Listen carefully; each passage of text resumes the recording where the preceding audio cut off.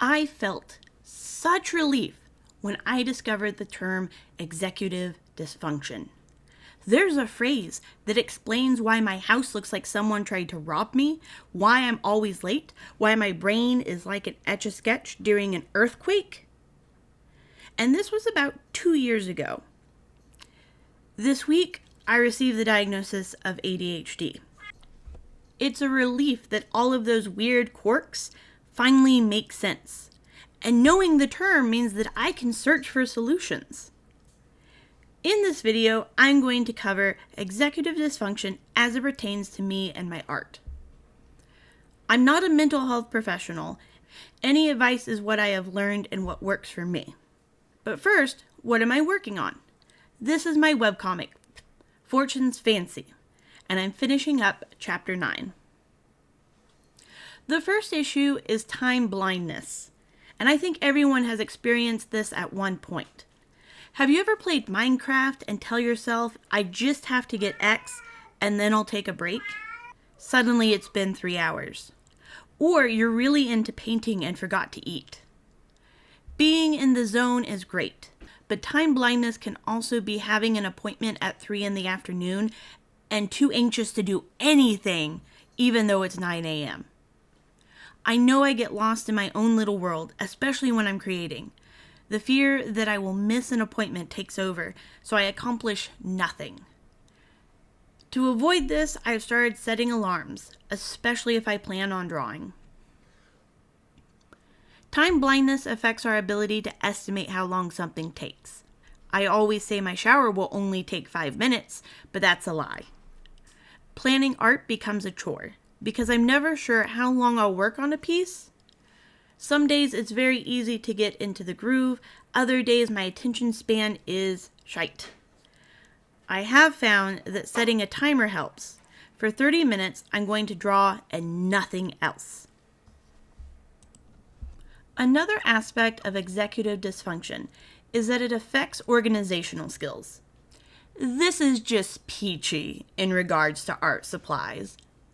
I try to be organized with everything in its place, but anything out of sight is also out of mind, and I'm likely to forget what supplies I do have. Even worse is putting something away, telling myself this is where it belongs. I'll remember the thought, but the location is long forgotten. At least once a week, I try to reset my desk, removing books and supplies which aren't being used. I also love planners and stationery and attempt to be organized. For a few weeks, I am, but then it slowly falls apart and the supplies begin to take over my desk. I have cycles where I'm able to clean, and cycles where looking at my mess gives me anxiety. I try to break down chores into smaller bits, put away 3 items, wash 2 dishes, clean this area. The trouble at being bad at organization and time blindness combined form the issue of following through on long-term goals. With a bit of hypomania from bipolar, I have started to constantly job hop. I want to be an artist, but it takes time and consistency. Without instant results, I will lose interest and move on to a different goal. My webcomic has been a bit of an exception. I've maintained making episodes for 2.5 years. My upload schedule is far from being consistent.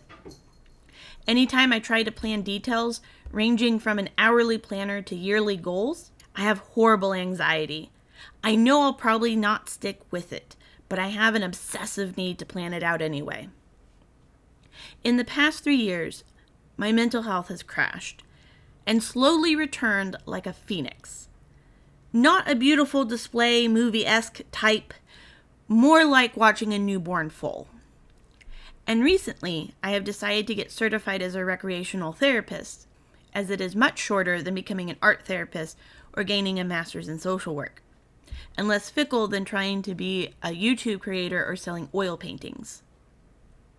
Speaking of YouTube, let me know if you like this by hitting the like button or leaving a comment down below. What has helped you with executive dysfunction? Executive dysfunction also messes with emotional regulation. Usually this means a person overreacts or has an unexpected reaction to stimuli. It's hard to say specifically what causes my emotional dysregulation, since I have bipolar, a mood disorder, and I grew up with a dismissive parent. Sometimes I draw inspiration from the strong emotions. However, being angry, anxious, or upset tend to be counterproductive. Over the past year, I've been doing dialectical behavioral therapy, or DBT. It focuses on mindfulness, emotional regulation, distress tolerance, and interpersonal effectiveness.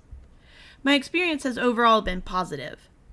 While it's targeted towards borderline personality disorder, it's helpful for a variety of diagnoses. A lot of therapists will use cognitive behavioral therapy, or CBT, which DBT is a branch of. I want to be clear that therapy is a way to learn skills, to be able to handle life's challenges. I recently watched a video about a person who explained that ADHD and autism are something to be celebrated, not cured, in therapy or with meds. I disagree on the therapy part. Therapy doesn't cure mental illness. A good therapist helps an individual find their strengths and learn skills that meet difficult situations. I agree that ADHD and autism don't need to be cured, but like bipolar and other mental health issues, a cure is not what happens in therapy.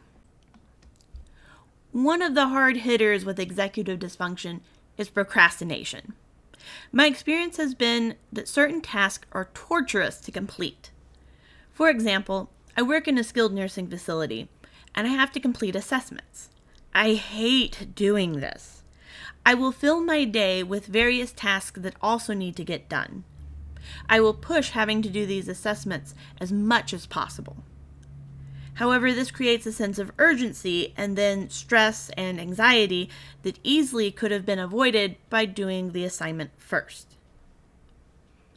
Like at work, I often find myself avoiding certain projects by scrolling through Pinterest, drawing anything other than my project, or fussing with something unrelated. In both cases, I have to talk myself into getting it done. If I say I have to do this, that instantly makes me want to challenge my inner dialogue.